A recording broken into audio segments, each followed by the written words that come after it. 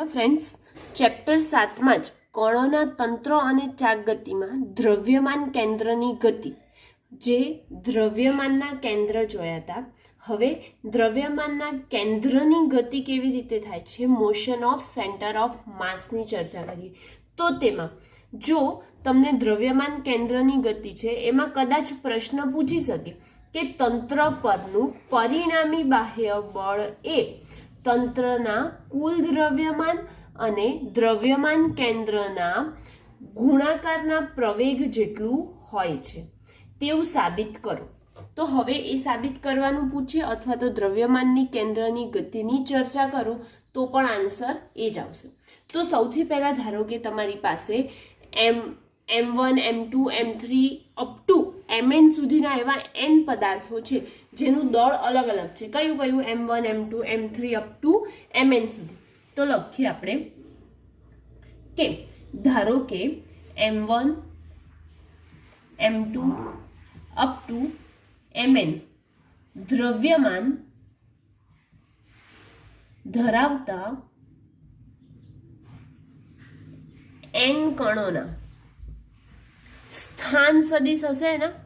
આગળ આપણે સ્થાન સદિશની વાત કરી લીધી હતી દ્રવ્યમાનમાં, બરાબર. તો n કણોના સ્થાન સદિશો અનુક્રમે ધારો કે R1, R2 up to Rn છે અને તે તેના ઉદ્ગમ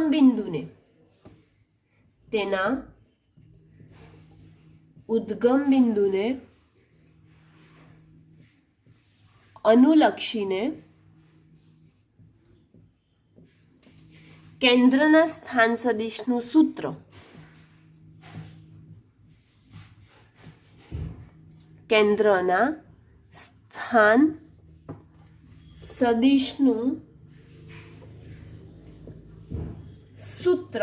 આ મુજબ છે. શું? સદિશ R પરિણામી લઈ લઈએ ને આપણે, તો પરિણામી સદિશ R બરાબર M1 જોડે શું હશે? R1. M2 જોડે શું હશે? R2. M3 જોડે R3. એવી જ રીતે છેલ્લે Mn જોડે જઈએ તો Mn જોડે Rn હોય. તો આપણે લખીએ એ મુજબ M1 સદિશ R1 પ્લસ M2 સદિશ R2 અપ ટુ ક્યાં સુધી જવાનું છે? Mn સદિશ Rn અપોન આ બધા જે દળ છે એમનો શું થશે? સરવાળો થશે. માટે M1 plus M2 up to ક્યાં સુધી? Mn સુધી. ઓકે. હવે જો M1 R1, M2 R2, Mn Rn સુધી જઈએ તો આ બધાનો સરવાળો છે. તો સરવાળાને આપણે સમેશનના સ્વરૂપે દર્શાવીએ છીએ ને, તો summation I is equal to 1 to n mi ri છેદમાં આ બધું સરવાળો છે આમાં પણ, માટે summation I is equal to 1 to n mi થાય, બરાબર. તો હવે summation I is equal to 1 to n mi છે, તો આ બધા દળોનો ટોટલ સરવાળો છે. હવે જો ટોટલ સરવાળો હોય, દ્રવ્યમાનનો કુલ સરવાળો કરીએ તો આપણે એને કેપિટલ M વડે દર્શાવતા હતા. તો ડાયરેક્ટ આપણે અહીંયા કશું પણ લખ્યા વગર ડાયરેક્ટ અહીં લખી દઈએ કે સમેશન mi સદિશ ri છેદમાં શું લખીએ? કેપિટલ M, જ્યાં સદિશ mi જે છે તે કુલ દ્રવ્યમાનનો સરવાળો છે, બરાબર. હવે હું આ જે M છે, શું? સદિશ mi સમેશન mi ri છે અપોન M છે, તો આ M ને હું આ બાજુ લઈ જાઉં તો શું થઈ જશે? M સદિશ R બરાબર શું થશે? સમેશન mi ri થશે. હવે જો mi ri ને મારે આખું લખવું હોય તો હું લખી શકું કે M1 R1 plus M2 R2 up to ક્યાં સુધી જવાનું છે? Mn Rn સુધી જવાનું છે, બરાબર. અને આ M સદિશ R, એમના M. હવે આ જે M સદિશ R છે એના બરાબર આપણે આ લખ્યું છે. તો આપણને પ્રશ્નમાં આપણે શું પ્રશ્ન મેં જો બોલી હતી એ શું હતો કે પરિણામી બાહ્ય બળ એ તંત્રના કુલ દ્રવ્યમાન, જે પરિણામી બાહ્ય બળ છે એ તંત્રનું કુલ દ્રવ્યમાન અને કેન્દ્રના ગુણાકારના પ્રવેગ જેટલું હોય છે. હવે પ્રવેગ જેટલું હોય છે તો અહીંયા આપણને સ્થાન આપેલું છે. સદિશ r બરાબર આપણે લખ્યું તો જે m છે, m શું છે? આપણું દ્રવ્યમાન છે. તો દ્રવ્યમાન એ કોઈ દિવસ સમય સાથે બદલાય? જો અહીંયા જો પદાર્થનું દળ 2 કિલોગ્રામ છે તો બીજી હું 10 સેકન્ડ પછી જોઉં અને એ પદાર્થને કોઈ વ્યક્તિ દ્વારા આ બાજુ લઈ જવામાં આવે છે તો એ પદાર્થનું દળ 2 kg જ રહે કે એનાથી બદલાઈ જાય? એનું એ જ રહે. માટે સમય સાથે કોઈ દિવસ પણ દ્રવ્યમાન બદલાતું નથી. બરાબર, દ્રવ્યમાન બદલાતું નથી, પરંતુ સમય જતા જતા તેનું સ્થાન બદલાય છે. તો આપણે તેનું સમયની સાપેક્ષે તેના સ્થાનનું વિકલન કરીએ તો આપણે લખીએ કે સ્થાન બદલાય છે, બદલાતા સમયની સાપેક્ષે વિકલન કરતા. હવે સમયની સાપેક્ષે આનું વિકલન કરીશું તો શું થઈ જશે? જ્યાં આ r1 છે તો r1 ની જગ્યાએ આપણે શું લખીશું? dr1 છેદમાં dt લખીશું. આ dr1 છેદમાં dt એટલે કે શું થઈ જાય? જે સ્થાન છે એ અને એના માટે લાગતો સમય, સ્થાન અને સમય એટલે શું થાય? વેગ થાય. માટે v1 લખીશું. તો આના ઉપરથી આપણે એવું કહી શકીએ કે પ્રથમ કણનો વેગ છે. એવી જ રીતે બીજા કણનો વેગ શોધવો હોય તો dr2/dt થાય કે ના થાય? થાય.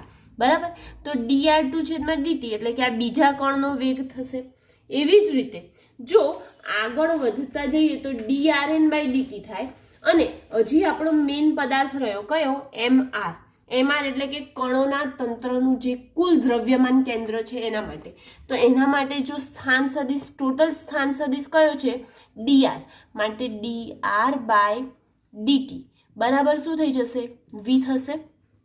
તો એના બરાબર આપણે v લખ્યું. તો એના ઉપરથી કહી શકીએ કે કણોના તંત્રના દ્રવ્યમાન કેન્દ્રનો વેગ છે. આ શેનો વેગ છે? દ્રવ્યમાન કેન્દ્રનો વેગ. તો હવે આની જગ્યાએ હું બધાની જગ્યાએ વિકલન કરીને મૂકું એની કિંમત તો મને શું મળે? તો એનું વિકલન કરીએ તો આપણને મળે જો m dr/dt is equal two m1 dr1/dt plus m2 dr2 છેદમાં dt અપ ટુ ક્યાં સુધી જવાનું છે? n સુધી. તો drn/dt થાય. બરાબર, હવે જો આ dr1/dt સુધી આપણે કર્યું તો આની કિંમત મૂકી દઈએ તો શું મળી જશે? dr છેદમાં dt બરાબર શું મૂકીશું? v મૂકીશું. તો આપણે v મૂકીએ તો m સદિશ v બરાબર m1 સદિશ v1 પ્લસ m2 સદિશ v2 અપ ટુ ક્યાં સુધી જવાનું છે? mn સદિશ vn સુધી જવાનું છે. હવે ફરીથી જોઈએ તો ફરીથી જોવા જઈએ તો પણ દ્રવ્યમાન ચેન્જ થતું નથી. કોની સાપેક્ષે? સમયની સાપેક્ષે. પરંતુ ચેન્જ શું થાય છે? વેલોસિટી એટલે કે વેગ આપણો ચેન્જ થાય સમય જતા જતા, એ સમય પર આધાર રાખે છે. માટે આપણે લખીએ કે વીનું અથવા તો વેગનું સમયની સાપેક્ષે વિકલન કરતા. હવે સમયની સાપેક્ષે આનું વિકલન કરીશું તો શું આવશે? ફરીથી m dv/dt બરાબર m1 dv1/dt plus m2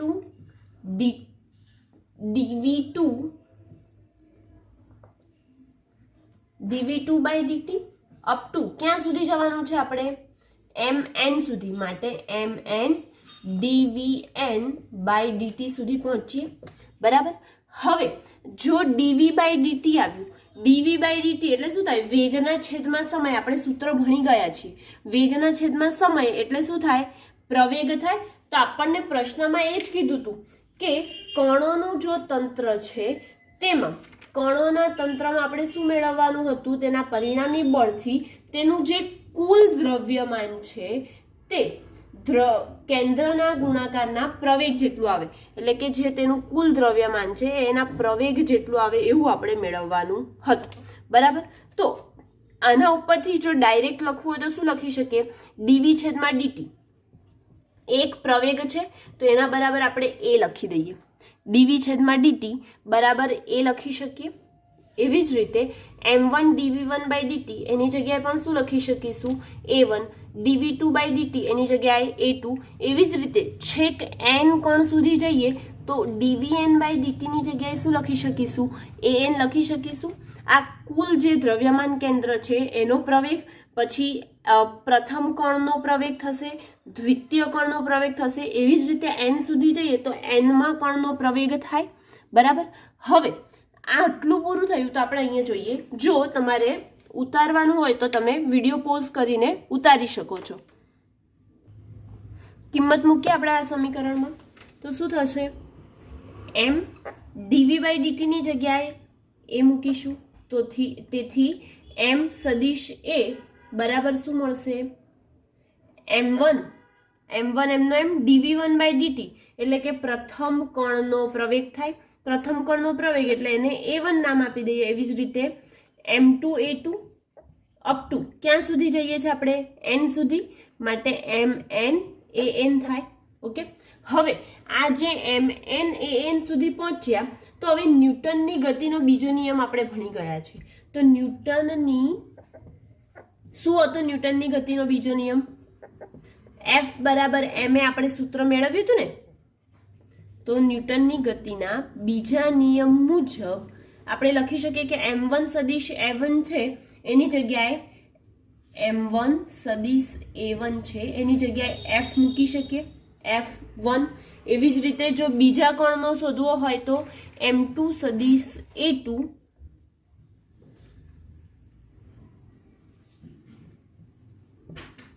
m2 સદિશ a2 અને એની જગ્યાએ શું મૂકીશું?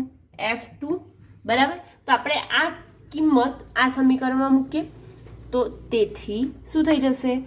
m સદિશ a બરાબર f1 plus f2 up to ક્યાં સુધી જઈશું? fn સુધી, માટે m સદિશ a બરાબર f1 plus f2 up to fn થયું. તો આમ આના ઉપરથી કહી શકીએ કે આના પરથી કહી શકીએ કણોના તંત્ર પર લાગતા બધા બળોનો સદિશ સરવાળો એ કણોના તંત્રના કુલ દ્રવ્યમાન અને દ્રવ્યમાન કેન્દ્રના પ્રવેગના ગુણાકાર જેટલો હોય છે. દ્રવ્યમાનના કુલ દળ એટલે કે જે દ્રવ્યમાન છે એનું કુલ દળ છે. બરાબર. એટલે કે કુલ દ્રવ્યમાન અને તે દ્રવ્યમાનના કુલ પ્રવેગના ગુણાકાર જેટલું હોય છે. તો આના પરથી આપણે લખીએ શબ્દોમાં તો આમ કણોના તંત્ર પર લાગતા બધા બળોનો સદિશ સરવાળો એ કણોના તંત્રના કુલ દ્રવ્યમાન અને તેમના દ્રવ્યમાન કેન્દ્રના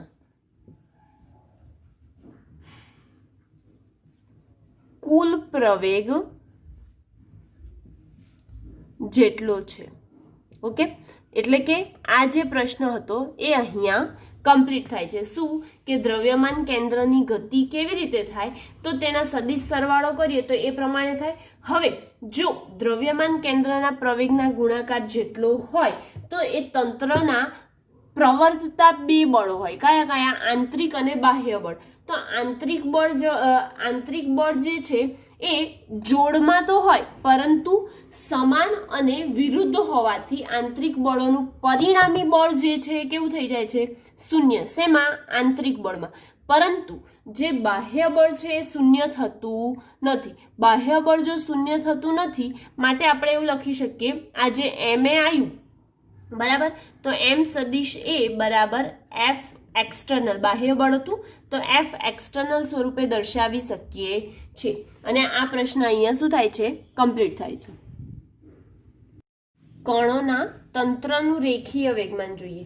તો કણોના તંત્રનું રેખીય વેગમાન, આપણે રેખીય વેગમાનનું સૂત્ર ભણી ગયા. શું હતું રેખીય વેગમાનનું સૂત્ર? તો પી બરાબર એમ ઇન્ટુ વી હતું, જો તેને સદિશ સ્વરૂપે લખીએ તો. બરાબર. તો એવા આપણી પાસે કેટલા કણો છે? એન કણો છે. આપણે કણોનું તંત્ર જોવાનું છે, એટલે કે એક કરતાં વધારે કણ હશે. બરાબર. તો કણોનું તંત્ર એટલે કે એવા, ધારો કે મારી પાસે એન કણો છે અને એ એન કણોના દ્રવ્યમાન m1 m2 m3 up to mn સુધી છે, ત્યારે એ કણ જે ધરાવે છે તેમનો વેગ જે છે એ ધારો કે v1 v2 v3 up to vn સુધી છે. તો આ કણો જે છે એ એકબીજા સાથે આંતરક્રિયા કરતા હોઈ શકે, અને જો તેના પર બાહ્ય બળ પણ લાગતું હોય, આંતરક્રિયા બી કરે, એકબીજા જોડે કણો બહુ બધા છે તો એ એકબીજા જોડે આંતરક્રિયા પણ કરતા હોઈ શકે અને એની પર કોઈક બાહ્ય બળ બી લાગતું હોય એવું હોઈ શકે. તો આપણે સૌથી પહેલા કરીએ કે એન કણોના બનેલા તંત્રનું દ્રવ્યમાન m1 m2 up to mn છે, જ્યારે તે કણો ના વેગ અનુક્રમે v1 v2 અપ ટુ ક્યાં સુધી થશે? vn સુધી, કેમ કે n કણો હતા. તો હવે એ બંને એકબીજા જોડે, આ n કણો છે તો ધારો કે પહેલો કણ ત્રીજા કણ જોડે, પહેલો કણ ચોથા કણ જોડે, એવી રીતે આંતરક્રિયા કરતા હોઈ શકે, અથવા તો તેના પર કોઈક બાહ્ય બળ લાગતું હોઈ શકે છે. આપણને ખબર નથી કે લાગે છે કે નથી લાગતું, એટલે કે ગમે તે બેમાંથી એક તો હોઈ શકે, તો જ એ પોતાની ગતિ કરે ને. બરાબર. તો આપણે લખીએ કે આ કણો પરસ્પર આંતરક્રિયા કરતા હોઈ શકે અને તેમનું બાહ્ય બળ પણ હોઈ શકે. ઓકે. હવે જો આંતરક્રિયા કરતા હોઈ શકે અને બાહ્ય બળ હોઈ શકે, તો પહેલો કણ લઈએ કે જે આપણો પ્રથમ કણ છે, એમનું વેગમાન કેટલું થાય? પ્રથમ કણનું વેગમાન, આપણે વેગમાનને શેનાથી દર્શાવીએ છીએ? અહીંયા લખ્યું હતું આપણે, શેનાથી? p1 થી. તો પ્રથમ કણ છે માટે p1 અને m1 અને v1. એવી જ રીતે જો બીજા કણનું વેગમાન જોવું હોય તો શું થઈ જશે? બીજા કણનું વેગમાન p2 થઈ જશે. તેથી p2 બરાબર m2 અને v2. આ જ રીતે આપણી પાસે n કણો હોય તો એ n કણોના બધાનો સરવાળો કરીએ, તો એ સરવાળો કરતા n કણોના તંત્ર માટે રેખીય વેગમાન, ટોટલ રેખીય વેગમાન જે છે બધાનો સરવાળો કરતા એ ધારો કે મને p મળે છે, અને તેમનું દ્રવ્યમાન, એટલે કે દ્રવ્યમાન પણ ટોટલ થશે ને. તો દ્રવ્યમાન આપણે લખતા હતા m1 વત્તા m2 અપ ટુ ક્યાં સુધી લખતા હતા? mn. આ બધાનો સરવાળો કરીએ તો હું આને કેપિટલ m ધારી લઉં. બરાબર. તો આપણે આ બધાનો સરવાળો કરીએ અને હું એને શું ધારું છું? Capital m. તો તેમનું દ્રવ્યમાન જો m છે તો તેના સદિશ સરવાળા સ્વરૂપે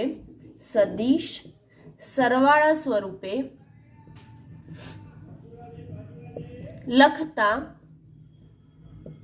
શું થઈ જશે? p બરાબર સદિશ p1 સદિશ p2 અપ ટુ ક્યાં સુધી? સદિશ pn સુધી થશે. હવે આપણી પાસે p1 p2 up to pn ની કિંમત તો છે જ, આપણે જે ધારીએ પ્રમાણે. તો આપણે તેની કિંમત મૂકીએ તો શું આવશે? m1 v1 પ્લસ m1 કોઈ અદિશ રાશિ છે, કેમ કે એને દિશા હોતી નથી. જ્યારે v1 છે કેવી રાશિ છે? સદિશ રાશિ છે. તો m1 v1 plus m2 v2 up to ક્યાં સુધી જવાનું છે આપણે mn vn. ઓકે, તો હવે આ જે m1 v1 થી mn vn સુધી ગયા એને હું સમીકરણ નંબર 1 આપી દઉં અને આપણે એનું દ્રવ્યમાન શું ધારી લીધું છે કેપિટલ M. તો માટે તેનું ટોટલ દ્રવ્યમાન આપણે લખીએ m1 m2 m3 up to mn નું. તો કેપિટલ M છે જ્યારે તેમના સદિશ વેગનો સરવાળો કરવામાં આવે, n કણો છે એમના સદિશ વેગનો સરવાળો કરવામાં આવે તો એનો હું v લઈ લઉં. કેવી રીતે?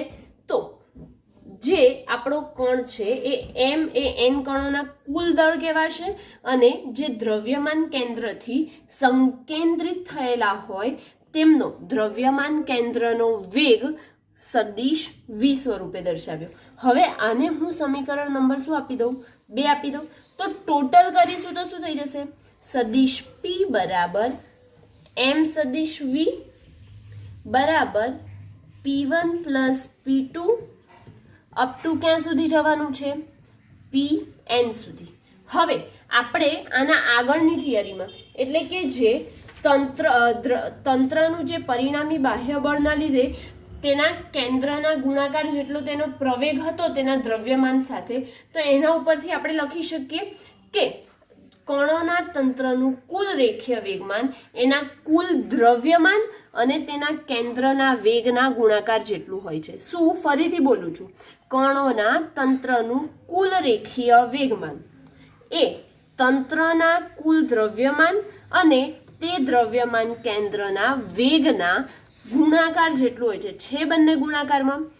આ રેખીય વેગમાન એ કુલ દ્રવ્યમાનના તેના વેગના ગુણાકાર જેટલું હોય છે. એના ઉપરથી આપણે આ લખી કાઢ્યું. તો હવે આ જે આપણને મળ્યું સમીકરણ 2, તો સમીકરણ 2 ને આપણે જો v આપણો સમયની સાપેક્ષે બદલાતો હોય તો આપણો જે વેગમાન છે એ પણ સમયની સાપેક્ષે બદલાય.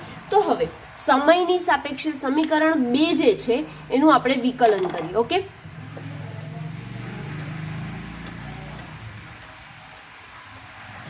હવે સમયની સાપેક્ષે વિકલન કરીએ તો જોઈએ શું મળે આપણને. તો થશે વિકલન કરતા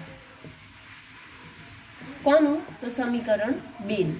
ઓકે, તો સમીકરણ 2 નું t ની સાપેક્ષે વિકલન કરીએ તો શું થઈ જશે? dp બાય dt બરાબર m છે. m ને સમયની સાપેક્ષે બદલાય કે ના બદલાય? ના, કોઈ દિવસ m જે છે દ્રવ્યમાન છે સમયની સાપેક્ષે બદલાતું નથી, માટે m નો m રહેશે અને અહીંયા શું થઈ જશે? dv by dt. હવે dv બાય dt વેગના છેદમાં સમય એટલે આપણે ભણી ગયા. શું ભણી ગયા? એસેલરેશન એટલે કે પ્રવેગ ભણ્યા. તો m સદિશ a થાય. તો dp બાય dt બરાબર થશે m સદિશ a. m સદિશ a એ આપણે જે કણોના તંત્રમાં બાહ્ય બળ દ્વારા લાગતું બાહ્ય બળ જે લાગે છે એ છે. m a બરાબર બાહ્ય બળ લાગે તે છે, માટે આપણે શું લખી કાઢ્યું? f external. કયા નિયમ પરથી? તો ન્યૂટનની ગતિનો નિયમ પણ એ જ આપતો હતો ને આપણને. તો ન્યૂટનની ગતિના બીજા નિયમ પરથી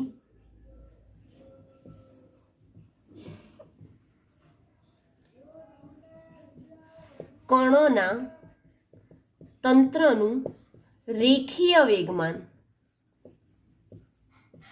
શું થઈ ગયું? dp બાય dt બરાબર f એક્સટર્નલ થયું. ઓકે, તો હવે જે કણોના તંત્રનું રેખીય વેગમાન હતું એમાં p બરાબર mv ન્યૂટનની ગતિના બીજા નિયમથી સાબિત કરવાનું પૂછે તો આપણે આ પ્રશ્ન લખી શકીએ. ઓકે, અને એ અહીંયા કમ્પ્લીટ થાય છે.